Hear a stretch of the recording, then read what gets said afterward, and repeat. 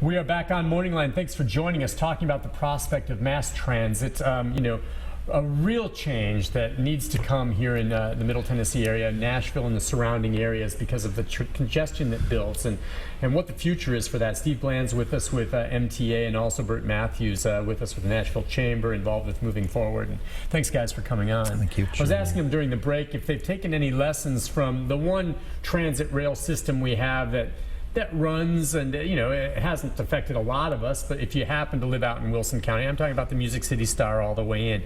As you look at that, what are you able to glean from that as you look at maybe what the future could be for other areas? Well, first of all, if you know any riders on the Music City Star, they love it. They consider it the best kept secret in Middle Tennessee. The limits of the Star, really, the service model: 3 trips in the morning, 3 trips out in the afternoon. Okay. Biggest complaint we've heard is, I may have to work later, I need it in the middle of the day.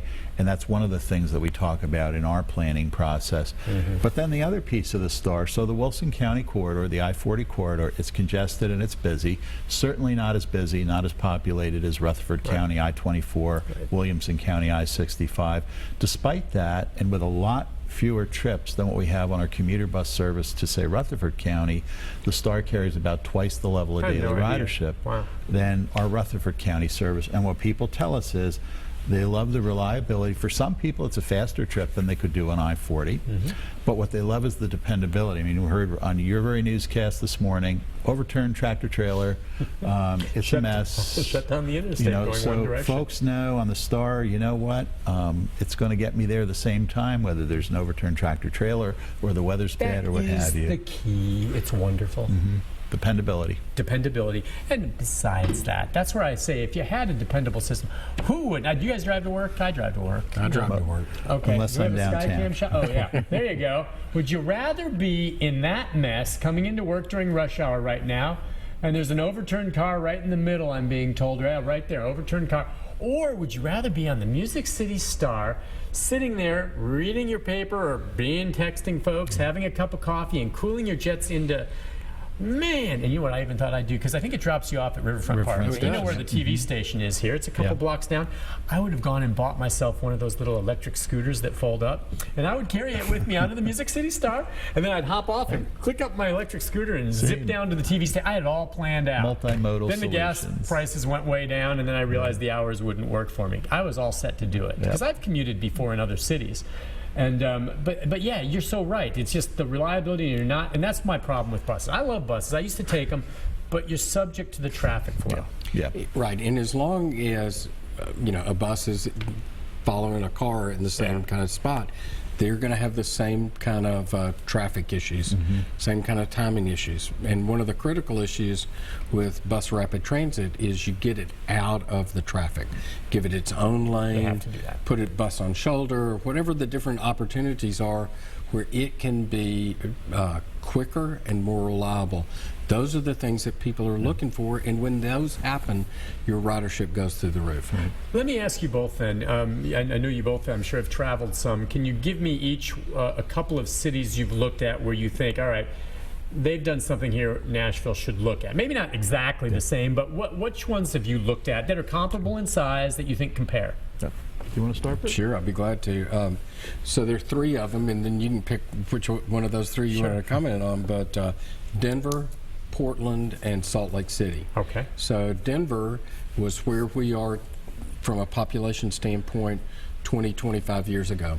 Okay. They invested, and they've got a great transit system. What kind do they have? What do they have? Is it a subway? Is it an L? It's largely based on light rail with significant expansion in the bus system, and they just opened a commuter rail line connecting their airport to the downtown core. If you would explain what light rail, I know what it is because we're going to talk about Portland. Now, for instance, a lot of us have maybe taken a Super Saver flight to Midway and take the L in Chicago, and that's different. It's tracks and it's electric, but now light rail is an electric rail system too, but it's much more modern than what you see in Chicago. Is it elevated off the road? It can be, and it can be in subway. Typically, though, it runs at grade. It may operate for small segments, for instance, with crossings. So typically a heavy rail system like the L in Chicago, you're never going to see it cross the street. But with crossing gates, it can operate in that fashion. Less expensive than heavy rail, lower capacity than heavy rail.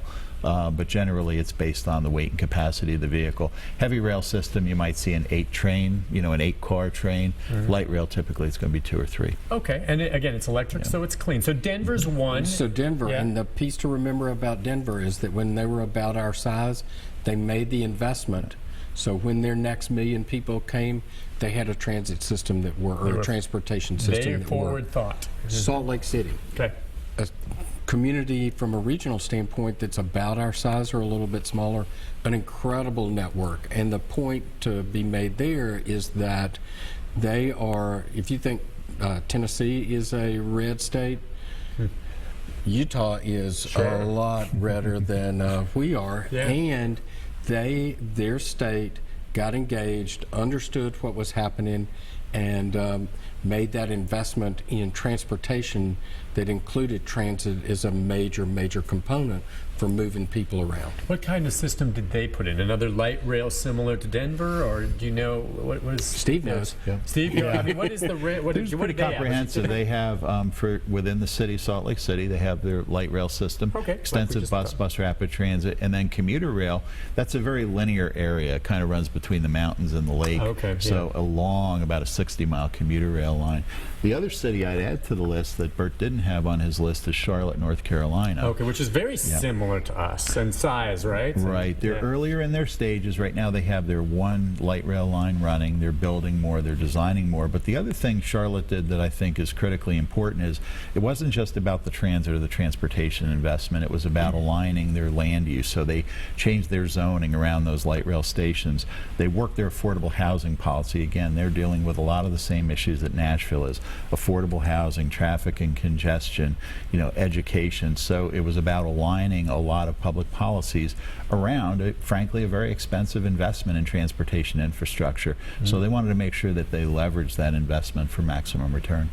Let's take a phone call from Julie. Hi, Julie. Hi. Go ahead, ma'am. I'm calling about your conversation today with mass transit in Middle Tennessee, and I've lived in Tokyo for 16 years, and I've experienced really nice mass transit, so I'm looking forward to them building a really nice mass transit system here. I'm wondering if at some point they're finally going to put in, especially with all the buildings that are coming up in the downtown area, if they'll be putting in a subway. Yeah, great question. And is Tokyo, is that where you sometimes see so many people ride it? They've got those guys out there with those pads and they're jamming them into the carts. Would you ever get shoved into one of those? Yes, during rush hour, it's very important to get as many people on each train as possible because It probably wouldn't work it either. has time limits, where they have a meeting or somewhere else Of to be. course. So.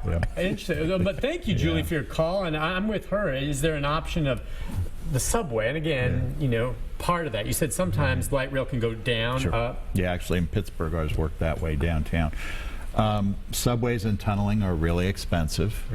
And they're typically done when you have no other alternative. One of the findings that Moving Forward did, and we were talking about it in our planning as well, is the issue of downtown Nashville is essentially this key point. And it's not just for folks who never come downtown. It's not just about getting in and out of downtown. It's about getting through downtown because it really is the center of our region. So if we can make that piece efficient, it not only makes getting to downtown Nashville easier, it makes getting from Lebanon to Clarksville potentially easier. What the Moving Forward effort recommended is that the city take a comprehensive look at our downtown circulation and see how can we expedite transit through the downtown core. What we experience on the MTA system, so we have now all this satellite tracking of our buses and we're collecting all sorts of data. During rush hour, our buses, and this is not a commercial for the MTA, so I'm reluctant to say it, we average 4.5 miles per hour through the downtown core. Okay. And we're in traffic with everybody else, so that means if we're doing 4.5 miles an hour, you're doing 4.5 miles an hour. So dealing with that traffic flow downtown is going to be key. I always cringe a little bit when I hear subway. We dug some tunnel when I was in Pittsburgh, and I think it took about 5 years off my life because they are tricky projects and they're expensive. You're right. So really what it requires then is if you can find the space to have, as you were saying, separate lanes or something where you elevate and maybe 5, 10 feet up and you built something above stuff where the cars just kind of zip along. I mean, it's got to be out of that traffic flow you're talking about, right? The key thing that we're saying is if you really want to attract people to mass transit in large numbers, there has to be a competitive advantage. Correct. If you're sitting on a highway or you're sitting on a street in your car in traffic and you watch this thing go by you every day, you're going to take a look. Now, bet. maybe it doesn't work for your trip. You're not going in that direction or what have you, but if it does, you're probably going to give it a try. I've heard folks in the business community say, look, I'm in my car, in and out of my car all day long for my job, so it's not practical for me today, the day-to-day trip. But hey, if I'm coming down for a Predators game or for an event downtown, I would love to hop on that thing, not worry about having that second drink, not worry about, You're whether not I got to driving. beat the you traffic. You can have a beer at the game if you want. Do you have a sense of, in Salt Lake and Denver, what it costs typically for a day pass to get into the city and out? I roughly have an idea. Was it like $3-4, something like that? For day passes, typically $5 is what you'll see as kind of a and you can cutoff probably point. buy monthly packages, or if you buy a longer pass, it's more affordable if you're using it regularly. But yeah, and that's where you balance the convenience and the time saved along with the cost of gas and how much less wear and tear on your car, and if it adds up. There is a line there where you decide it's worth it or it's not. Well, and what's coming out with a lot of the new business models, the new technologies, whether it's car share, folks like Car2Go, or it's the Lyfts and the Ubers, is not so much, well, I can get rid of my cars, but maybe a two-person household or a family can get by with one car, and then some of these other options, with a really strong mass transit system. And you're seeing that trend start to develop around the country, and even here in certain neighborhoods in Nashville. In some of the larger cities, I have several friends that live there that when they moved there to take their jobs, they sold their cars. They simply don't have cars anymore because for no other reason. They'd like to have one. Parking it and paying to park in whatever high-rise they're living in is a fortune, but they get everywhere they need to go by either walking or taking the mass transit that's in place. And I'm talking about bigger cities. Well, obviously New York and places like Chicago and D.C. You can live there, in San Francisco. You don't need a car. You don't. But again, I think it's about making sure people have the options. Yes, you're still going to be able to drive your car. Hopefully you'll be able to drive it a little bit more conveniently, particularly in certain settings, because there are a range of options available. Yeah, options. We'll take a break and come back. Forrest, Richard, and others will take your calls in a final segment with our guests right after this.